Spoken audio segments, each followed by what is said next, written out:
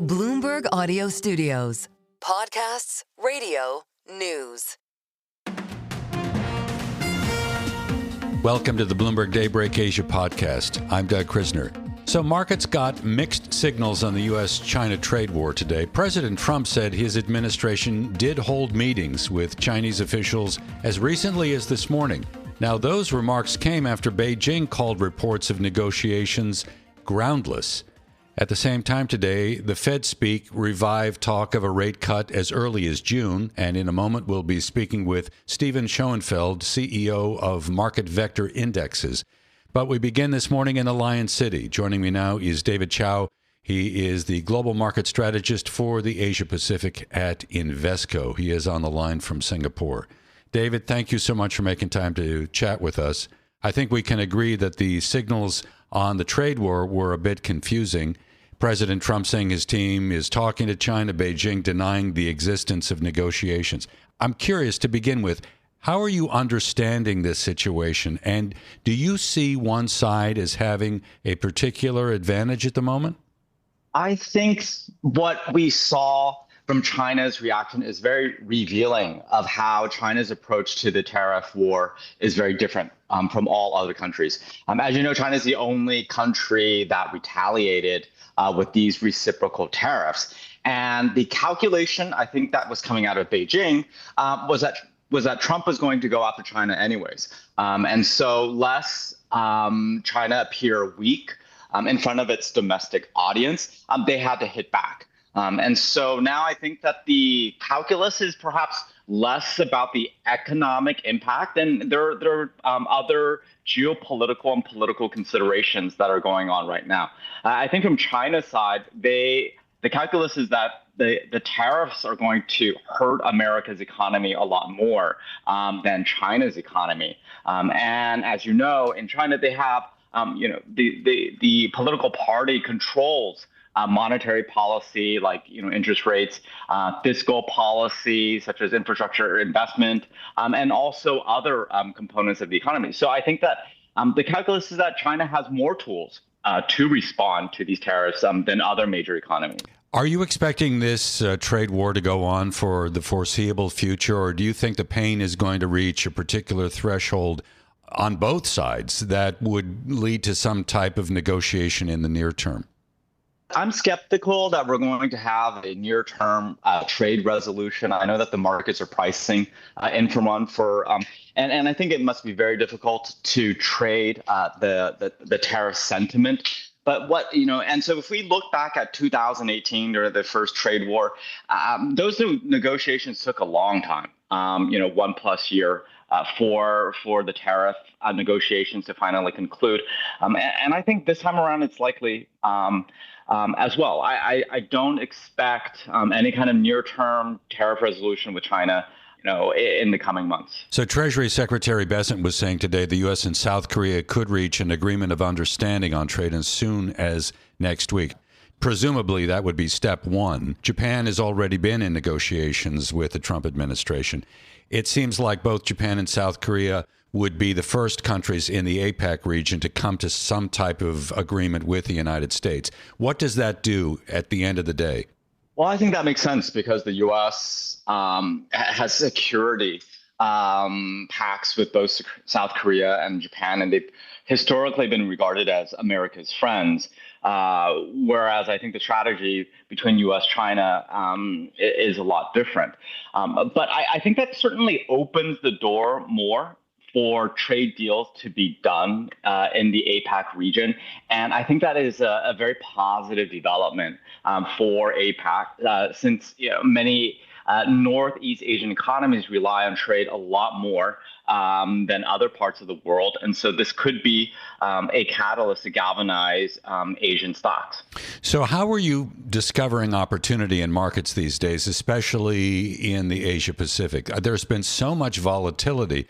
That represents trading opportunities. I understand that. But if the strategy is not trading per se and you're looking for something to hold on to, whether it's 6 to 9 months, maybe even a year from now, how are you finding opportunity? Well, I think that we are looking at opportunities in places where the economies are reflating. specifically Europe with its defense spending announcement. In Germany, but also other places, we expect significantly higher government stimulus in infrastructure, defense, and other places. And also in places like China, where the government has announced additional measures to boost consumption spending. We expect cuts to the reserve requirement and policy rate in China. Other places in Asia, we're starting to see more monetary easing, which is a new thing. Historically, Asian central banks have waited for the Fed to cut rates before they cut themselves. But we're starting to see that the APAC region is moving more towards boosting liquidity, which should be a boon for markets. So, David, I'm curious as to whether there are particular themes that you may be interested in and whether high technology is one of them. Sure. We have to remember that at the start of this year, there was a very positive development in China with DeepSeek, which was one of the competitors, I think, for some of the AI apps, and the belief that China was catching up to the U.S. when it comes to AI. I'm also a big believer of robotics plus AI, and that's really China's differentiating, strategic goal. It's kind of different than what we're seeing in the U.S. Beijing recently hosted this half marathon for robots, which was quite interesting. And I think the development of humanoid robots coupled with AI and other high-tech manufacturing is a investment theme that I'm very interested in. You mentioned Beijing there. Are there opportunities you're seeing right now in China overall? Well, I think that, for China, we take a more bullish view on China compared to the street. And I think that, although the external headwinds for the Chinese economy have been amplified with the tariff, risk, but I think we really have to watch what's going on in Beijing in terms of further stimulus that's coming down the pike. And that should be, focused on trying to boost consumption in China. Consumption, as you know, is the third propeller of China's economy, and it's been rather weak due to things like a more urban property sector. But I think that's going to start to change as the government focuses more on trying to ramp up this propeller, and we could expect additional measures to boost consumption. Things like, domestic consumption staples, consumer cyclicals in China, but also things like, China 8 shares on tech. I think that when foreign investors start to show interest back in China, the first place that they allocate capital is actually on 8 shares in big Chinese tech companies. So broadly speaking, David, if you're not expecting a near-term resolution to this trade war, and when I say that, I'm kind of highlighting the U.S.-China relationship, is it safe to say that there is a pretty high risk of a recession still, perhaps extending beyond the U.S. and impacting the global economy? I do think that the risks have certainly increased over the past couple of weeks since Liberation Day. And the soft data certainly reflects that in things like consumer expectations for inflation, consumer sentiment souring. Recently, some of the CEOs and earnings calls in the U.S. Have come out quite dour about the potential impact of the tariffs. But that hasn't really translated into the hard data yet. Both things like retail sales and some of the earnings reports that we've seen have been pretty strong and resilient. So I'd say that the recessionary risks have been amplified, but we're not really seeing that yet in the hard data. But overall, the global economy and growth, we've seen the IMF cut expectations for growth this year because of some of the uncertainties. And I think I'd like to highlight that it's really the uncertainty that's coming out of policymakers in Washington that I think is ultimately what we have to watch out for in terms of the impact on growth. Okay, we'll leave it there. David, always a pleasure. Thank you so very much. David Chao, Global Market Strategist for the APAC region at Invesco, joining from Singapore here on the Daybreak Asia podcast.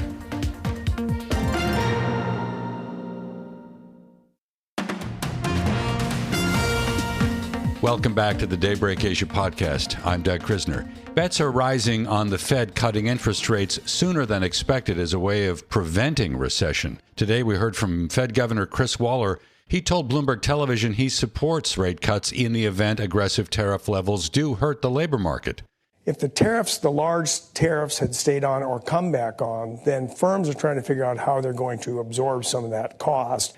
And the minute they do that, they're looking at other ways to cut costs, and labor is obviously one way they do that. Meantime, the head of the Cleveland Fed, Beth Hammack, was telling CNBC the central bank could move on rates as early as July if it has clear evidence of the economy's direction. Now, in the Treasury market today, we had yields down right across the curve, and in turn, those yields at lower levels propelled the equity market higher for a third straight session. For a closer look, I'm joined now by Steven Schoenfeld. He is the CEO at MarketVector Indexes, joining us from here in New York City. Steven, thank you so much for making time to chat with us. How much right now are you betting on the Fed easing before the end of the year? I think the swaps market right now is only pricing in about 16 basis points of easing at the June meeting. Obviously, that's not a full quarter point rate cut. Where do you see the Fed going in the current environment? Well, Doug, just as you said, the market today is clearly moving past that expectation.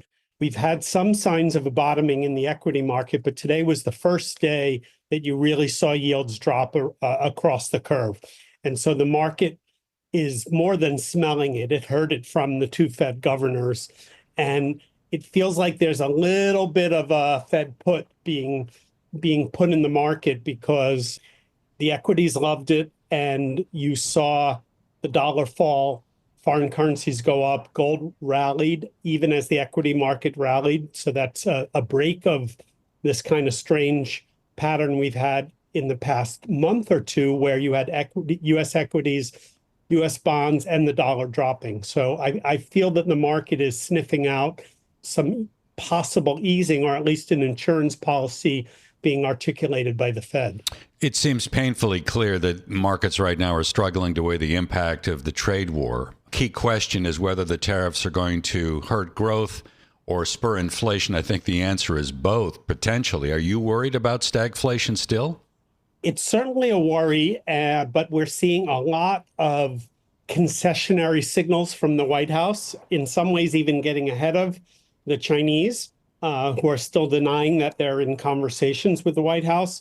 But Secretary Bessent and the White House are clearly signaling that deals are coming. It's probably safe to assume now that the numbers that we were most afraid of are sort of peak fear, and that we will settle into lower tariffs. The question is, they'll still be high. And the markets are beginning to worry less about it. I'm really encouraged by the fact that we had 3 straight days of up movement in the U.S. That's quite rare for this year. Obviously, we're in the middle of earnings season, and a number of companies have already cited macroeconomic uncertainty as one of the things that really clouds the outlook. Today, we heard from the CEO of Southwest Airlines saying, as far as he's concerned, the recession has already started. Would you think that that is a fair statement, or is he going a bit too far? Well, if I was an airline CEO, I'd be pretty worried, not just about consumer sentiment in the U.S., but foreign tourism numbers look like they are going to plummet. Not just, from Canada, the bookings are down 70%. A lot of Europeans are canceling. So if you're in a business like aviation, it could be the case that the recession has started. But you've got plenty of businesses that are demonstrating that they are not as affected by tariffs. Google's results today indicate that. You look at a company like Palantir, Netflix certainly is impervious to tariffs. So it really will vary industry by industry. But for us at MarketVector, it just reinforces the critical importance of diversification, not just have exposure to the U.S. equity market. So within that umbrella then of diversification, is there a specific strategy that you're taking? Are you apt to become a little bit more defensive? Are you hiding out in certain areas of the market right now? So we have a number of indexes that are tracked by ETFs that provide a hedge. We have gold and gold mining indexes. We have crypto and digital asset indexes. And also international equities. So you can pick certain countries that are performing better, or you could pick sectors such as defense, which has been doing incredible. Our defense index is up 34% this year because it's not tied to tariffs, it's tied to government spending. So if we had a single watchword for our investors, it would be diversify internationally, as well as not have as much in the U.S. as you might have had in the past, and then look for sectors, whether it's gold mining or defense, that can provide diversification when the big U.S. market is dropping. A number of analysts have already soured on the profit outlook due to the risk of a slowdown, whether we want to call it a recession or not. And we know that the tariff story is going to really confront corporate America with some very difficult challenges. Where are you right now in the overall market in terms of your target for the S&P 500 this year? Yeah, so we don't pick specific targets, but I think what is very telling, Doug, is we entered the year and the U.S. was 70% of total world market cap. That's an unprecedented relative weight of the U.S. to the rest of the world. It even surpasses Japan's weight in the world. At the peak of the Japanese bubble in the late 80s, it was about 60%. So our view has been to be rebalancing away from U.S. equities. I think we might have seen the lows of the year in the S&P, or we might have another leg down, but certainly things feel more constructive.